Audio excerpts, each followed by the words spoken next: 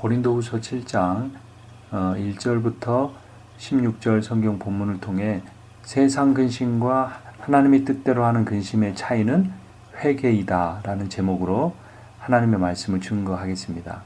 그러니까 근심에 두 가지 종류가 있죠. 세상 근심 그리고 하나님의 뜻대로 하는 근심, 이 두 가지가 있는데 그 두 근심의 차이는 회개가 있느냐 없느냐라는 겁니다. 세상 근심에는 회개에까지 이르지 못합니다. 근데 하나님의 뜻대로 하는 근심에는 회개가 있습니다. 근심 자체가 그러니까 꼭 나쁜 것은 아니죠. 교만하면 근심하지도 않습니다. 그런데 이 세상 근심은 좋지 않은 것이죠. 세상 근심이란 낙심, 좌절, 후회 같은 그런 결과만 낳습니다. 그런데 이 하나님의 뜻대로 하는 근심은 회개까지 이르는 거죠. 그럼 세상 근심의 예를 성경에서 한번 찾아볼까요? 마태복음 19장 22절 보면 그 청년이 재물이 많으므로 이 말씀을 듣고 근심하며 가니라. 근심하며 갑니다. 그가 아주 어렸을 때부터 하나님의 말씀을 잘 지켰습니다. 그래서 자신 있게 주님을 따라왔습니다. 그런데 주님이 그에게 재물을 모두 팔아 가난한 자들에게 나눠주라 이렇게 말씀하셨습니다. 그러니까 그는 그 말씀에 순종하지 못하고 근심하고 예수님을 떠나버립니다. 그러니까 회개는 돈의 권세에서 주님의 권세로 옮겨오는 건데 이 사람은 주님을 따르려고 주님의 권세 발 앞에까지 갔다가 돈의 권세로 다시 가버리는 거죠. 회개란 유턴입니다. 회개란 돌이키는 거예요. 그것이 회개인데 이 청년은 반대로 한 거죠. 누가복음 12장 29절 보면 너희는 무엇을 먹을까 무엇을 마실까 하여 구하지 말며 근심하지도 말라. 먹고 마시는 것이 중요하지 않다는 의미가 아닙니다. 이 진정한 하나님과의 관계를 중요시 여기고 그렇지 못했다면 그걸 가지고 근심해야 되는데 그 단계를 못 가고 늘 먹을 것, 입을 것, 잠잘 것, 탈 것 이런 것에만 근심이 매여달려 있습니다. 이건 당연히 세상 근심이죠. 그런데 이 하나님의 뜻대로 하는 근심, 세상 근심과 다릅니다. 왜냐하면 회개를 불러오기 때문이죠. 예수님께서 부활하신 뒤에 자신을 부인하지 않겠다고 했는데 3번씩이나 부인하고 떠났던 이 베드로를 고기 잡으러 가버린 베드로를 가서 물으십니다. 시몬아, 요한의 아들 시몬아, 네가 나를 사랑하느냐? 3번이나 물으셨습니다. 그러니까 얼마나 베드로가 마음이 힘들었을까요? 그래서 베드로가 근심합니다. 그리고 주님이 모든 것을 아시오매 내가 주님을 사랑하는 줄 주님께서 아시나이다. 그러니까 예수께서 이르시되 내 양을 먹이라 라고 그때서야 사명을 주십니다. 베드로가 근심할 수밖에 없었던 것은 말씀 때문이었습니다. 말씀 자체이신 주님이 자신 앞에 있음이 주님의 임재가 그게 근심거리가 된 겁니다. 그런데 이 근심은 베드로로 하여금 주님의 양을 치게 하는 아름다운 결과를 가져온 것이죠. 하나님의 뜻을 따라 주님의 계획에 따라서 주님의 말씀 때문에 근심하는 것 이것이 필요합니다. 그러한 근심에 대해서 고린도후서 7장 오늘 본문이죠. 10절에 보면 하나님의 뜻대로 하는 근심은 후회할 것이 없는 후회하고 끝나는 것이 아닌 구원에 이르게 하는 회개를 이루는 것이다. 그러니까 근심은 회개하게 하고 회개가 구원에 이른다. 이것이죠. 그런데 세상 근심은 무엇인가? 후회만 하고 있다가 사망으로 끝나는 것이다. 라고 8절이 우리에게 가르쳐 줍니다. 죄에 대한 인정 좋습니다. 그러나 이건 완성된 회개가 아닙니다. 죄에 대한 슬픔 이것도 참 죄를 슬퍼하지 않는 약한 세대의 바람직한 일입니다. 그런 완전한 회개가 아닙니다.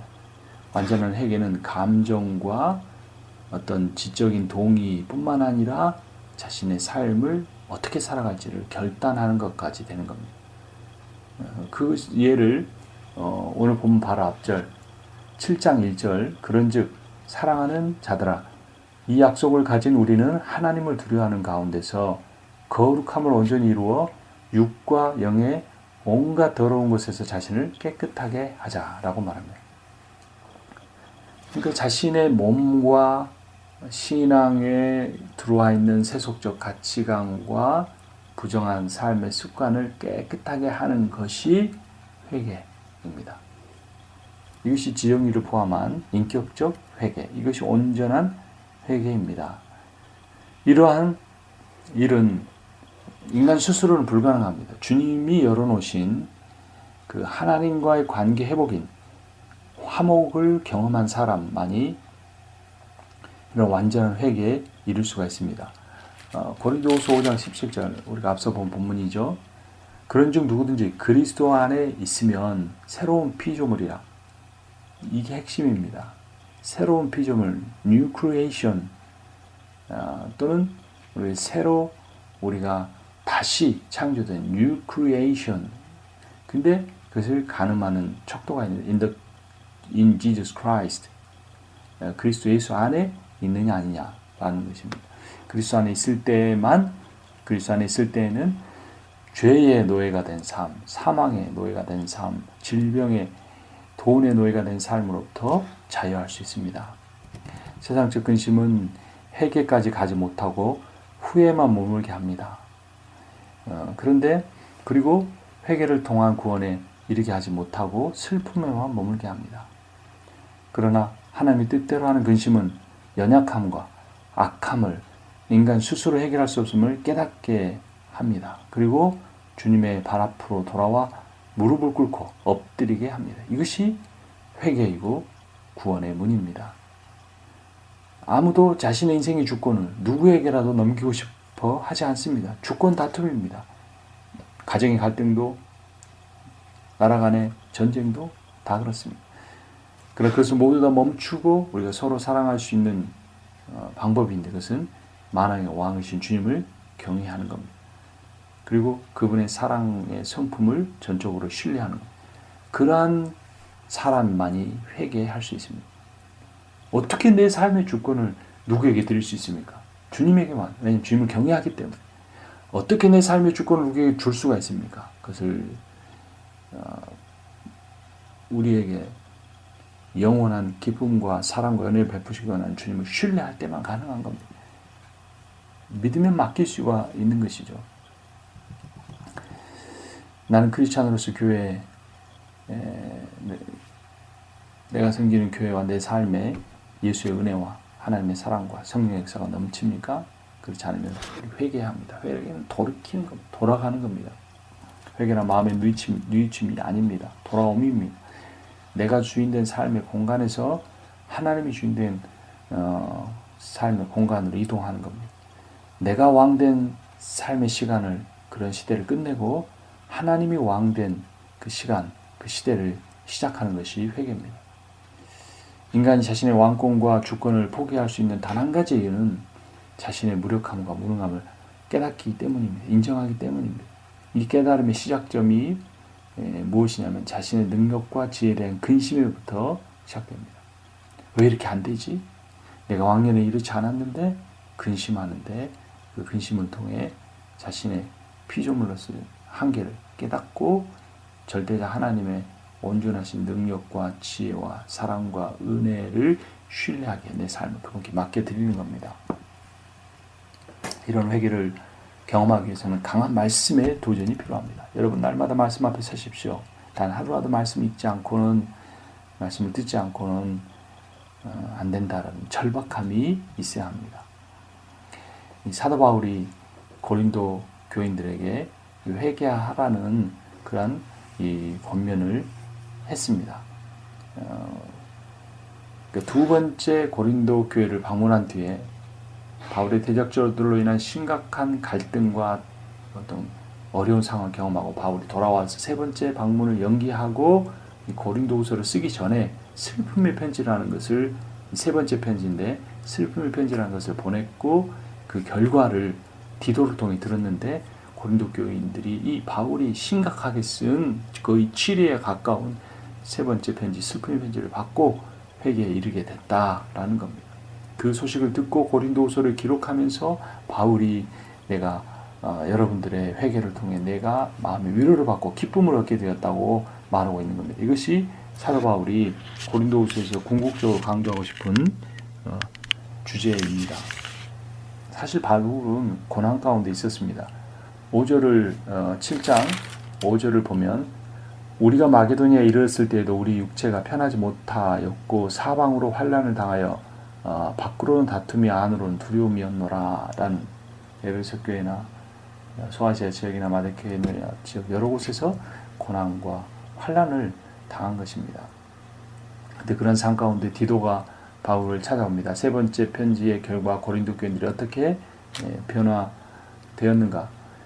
6절 그러나 낙심한 자들을 위로하시는 하나님이 디도가 오므로 우리를 위로하셨으니 그가 온 것뿐 아니요 오직 그가 너희에게 받은 그 위로로 위로하고 너희의 사모함과 애통함과 나를 위하여 열심히 있는 것을 우리에게 보고함으로 나를 더욱 기쁘게 하였느니라. 고린도 교인의 변화를 통해 자신은 아직도 환난 가운데 육체적인 고통 가운데 있지만 그 속에는 기뻐한 겁니다. 사실 사도 바울이 고린도후서를 보내기 전에 쓴 세 번째 편지, 첫 번째 편지가 있고 고린도전서가 두 번째 편지고 세 번째 이 슬픔의 편지가 있는 겁니다. 이 슬픔의 편지로 인하여서 사도 바울이 고린도 교인들을 참 마음 아프게 했을 걸 인하여서 갈등하고 있었던 것이죠. 그래서 근심 하게 하려는 것이 아니다. 세상적 근심을 주려는 것이 아니고 그런 근심하게 하는 것은 맞는데 바울이 원했던 고린도 교인들이 갖기를 원했던 근심은 구원에 이르게 하는 회개의 근심인데 그것을 그들이 경험하게 된 겁니다. 성령의 역사죠. 말씀의 역사죠. 근심이란 단어 국어사전에 보면 해결되지 않은 일 때문에 속을 태우거나 우월해함 이런 의미를 갖습니다. 8절에 보면 그러므로 내가 편지로 너희를 근심하게 한 것을 후회하였으나 지금은 후회하지 아니함은 그 편지가 너희로 잠시만 근심하게 한 줄로 알미라. 근심하게 만들었는데 구원에 이르게 하는 근심이 된 것이죠. 9절에 내가 지금 기뻐함은 너희로 근심하게 한 까닭이 아니요 도리어 너희가 근심함으로 회개함에 이른 까닭이라. 너희가 하나님 뜻대로 근심하게 된 것은 우리에게서 아무 해도 받지 않게 하려 함이라. 사도 바울의 의도가 정확하게 고린도 교인들에게 도전되었고 그들은 자신들이 영적으로 하나님과의 관계가 문제가 있다는 깨닫고 그들이 하나님 보내신 사도 바울을 사역자로서 온전하게 대하지 못한 그것을 회개하고 바울이 이제까지 권면했던 귀한 사역에 동참을 하게 되는 겁니다. 특별히 예루살렘 교회 가난한 성도들을 위한 연보를 미리 준비하는 일을 그들이 경험하게 되고 실천하게 되고 순종하게 된 것입니다. 바울이 슬픔의 편지를 보내고 나서도 참 마음이 힘들었는데 그 의도가 무엇이었는가가 중요한 것이죠. 12절 그런즉 너희에게 쓴 것은 그 불의를 행한 자를 위한 것이 아니요 그 불의를 당한 자를 위한 것도 아니요 오직 우리를 위한 너희의 간절함이 하나님 앞에서 너희에게 드러나게 하려 함이로다. 고린도 교인들의 그 간절함 회개를 통해 하나님의 은혜와 자비를 구하는 하나님께 순종하겠다는 그 간절함의 고백이 나타나기를 바울이 원했고 그것이 실제로 이루어졌습니다. 그리고 사도 바울은 그것으로 인하여 온전히 기뻐합니다. 16절을 보면 내가 범사에 너희를 신뢰하게 된 것을 기뻐하노라. 16절이 기뻐하노라로 끝났죠. 그리고 오늘 본장 7장의 4절 초반부에도 끝부분을 보면 내가 우리의 모든 환난 가운데서도 위로가 가득하고 기쁨이 넘치는도다. 자신의 삶은 여전히 어려운 가운데 있음에도 불구하고 그토록 사랑하는 영혼들, 고린도 교인들의 변화의 소식, 회개의 소식을 듣고 바울은 큰 기쁨을 갖게 된 겁니다. 내 삶의 기쁨의 원천이 무엇인지 돌아보고 참 기쁨의 원천이 우리 주 예수 그리스도가 돼야 하지만 그 예수 그리스도를 사람들이 받아들이고 영접하고 그러한 삶을 살아갈 수 있도록 도전하는 것이야말로 참으로 아름답고 귀한 것이었습니다. 여러분 세례 요한도 예수님도 사역의 첫 선포는 회개하라 천국이 가까웠다라는 선포였습니다. 바울 역시 고린도 교인들이 아프게 들을 수 있는 그 회개를 외치는 이 전도의 편지를 통해 고린도 교인들을 회개의 자리로 이끌고 변화의 걸음을 걸어가게 만들었습니다. 여러분 우리가 회개해야 합니다. 한인교회와 한국교회가 회개해야 합니다. 회개란 어떤 세레머니가 아닙니다. 회개란 눈물을 흘리는 슬픔을 표현하는 것만이 아닙니다. 회개란 내가 왜 그랬을까 하고 가슴을 치며 그냥 아파하는 것만도 아닙니다. 회개의 완성은 변화입니다. 회개란 돌이켜 오는 겁니다. 주님의 품에 안기는 겁니다. 주님의 발 앞에 엎드린 겁니다. 주님의 말씀 앞에 주여 내가 순종하겠나이다라고 외치는 것이, 실천하는 것이 회개입니다. 그래서 회개는 변화입니다. 여러분, 진정한 변화를 원하고 우리의 연약함과 우리의 무지함과 우리의 악함을 주님 앞에 아뢰 때 우리는 진정한 회개를 경험하게 되고 그 회개를 통해 주님의 주권이 인도하는 삶을 살아가게 될 수 있을 것입니다. 사도 바울처럼 여러분들도 많은 고난 가운데 있는 줄로 압니다. 육신이 아프고 자녀를 더 돕고 싶은데 그렇게 할 수가 없고, 또 코로나 바이러스 감염병으로 인해 직장을 잃거나 재택근무를 너무 오래 하거나 또 비즈니스의 경영상의 어려움을 겪는 모든 분들, 이번 기회에 우리가 회개의 기회를 삼기 원합니다. 무엇을 특별한 일을 잘못해서 윤리적으로 종교적으로 해결하라는 의미가 아니고, 해결한 그리스도인의 삶에서, 크리스천의 삶에서 항상 반복돼야 돼. 항상 지향성을 가져야 돼. 아버지께로 돌아갑니다. 아버지는 두 팔을 벌려 준비하고 계십니다. 둘째 아들 탕자가 그 모든 기업을 미리 상속받은 것도 죄였는데, 그래서 팔아버린 것도 죄였는데, 이방인 가운데 가서 쓰는 것도 죄인데, 그 모든 재산을 탕정하고 돌아왔을 때 하나님 아버지를 상징하는 탕자의 아버지는 그를 두 팔 벌려 안았습니다. 이유는 단 한 가지입니다. 그 아들이 돌아왔기 때문입니다. 그 아들이 회개했기 때문입니다. 그 아들이 만약 돼지를 치면서 내가 왜 그랬을까, 아버지한테 내가 불효를 했구나 하면서 평생 가슴을 치고 살아도 그것은 회개가 아닙니다. 그러나 그가 집으로 돌아와 아버지 품에 안길 때에 아버지의 주권 아래 아버지의 은혜와 아버지의 사랑 안에 살기로 다시 한번 다짐할 때에 그것은 온전한 회개가 이루어진 것입니다. 여러분, 우리가 회개해야 합니다. 하나님을 주인으로 온전히 의지하고 살지 못한 것, 하나님의 뜻을 알면서도 그대로 순종하지 못한 것, 내가 하나님보다 돈 버는 일에 내 마음을 더욱 뺏기고 이제까지 살아온 것, 회개해야 합니다. 내가 하나님의 뜻보다 인간적으로 사람의 수에 좌우되고 건물에 좌우되는 그러한 목회생을 하지 않았는지 그것을 회개해야 합니다. 저는 참으로 연약한 사람입니다. 목사의 자격도 없는 사람, 가장의 자격도 부족한 사람입니다. 모든 것이 부족하지만 그렇기 때문에 주님을 더 의뢰하려고 했습니다. 그러나 제가 어느 정도 힘이 있고 내가 원하는 대로 인생이 되어가는 것 같을 때 저에게서 회개가 멀어져감을 깨닫게 됩니다. 여러분의 상태는 어떻습니까? 가난해지기 전에 부유할 때 주님께로 돌아와 그 물질을 하나님의 뜻대로 쓸 수 있다면 하나님 우리에게 주신 물질의 복을 우리가 죽는 그 순간까지 누릴 수 있을지도 모릅니다. 우리가 사나 죽으나 주님의 영광을 위해 살겠다고 말하고 에스더가 말한 것처럼 내가 죽으면 죽으리라 하는 마음을 가지고 우리가 주님을 온전히 예배하고 찬양하고 그분의 은혜와 사랑에 잠기는 삶을 살아갈 때 우리의 몸에 있는 질병이 떠나갈지어다.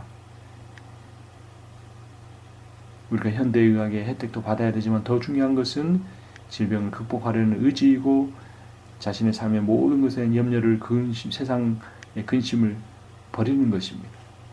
그래야 때 우리의 비어진 마음에, 허전한 마음에 주님을 온전히 신뢰하고 함께 돌아오는 회개의 삶을 살아갈 때 주님께서 우리의 기뻐하시는 변화를 이루어 주실 것입니다. 기도하겠습니다. 주님, 우리가 세상 근심에 젖어 살지는 않는지요. 주님, 우리 삶에 우리는 연약하고 우리는 악하기 때문에 그러나 온전한 회개가 있는 그러한 하나님의 뜻대로 하는 근심을 갖기 원합니다. 아버지 하나님, 인간적인 교만이나 인간적인 어떤 지혜를 가지고 회개하지 않고 자신의 힘으로 살아가는 인생이 되지 않게 하여 주시옵소서. 바울의 말씀의 권면처럼 우리가 말씀을 읽음으로써, 말씀을 들음으로써 하나님이 주신 그 명령에 순종하는 삶을 살게 해 주시옵소서. 예수 그리스도의 이름으로 기도합니다. 아멘.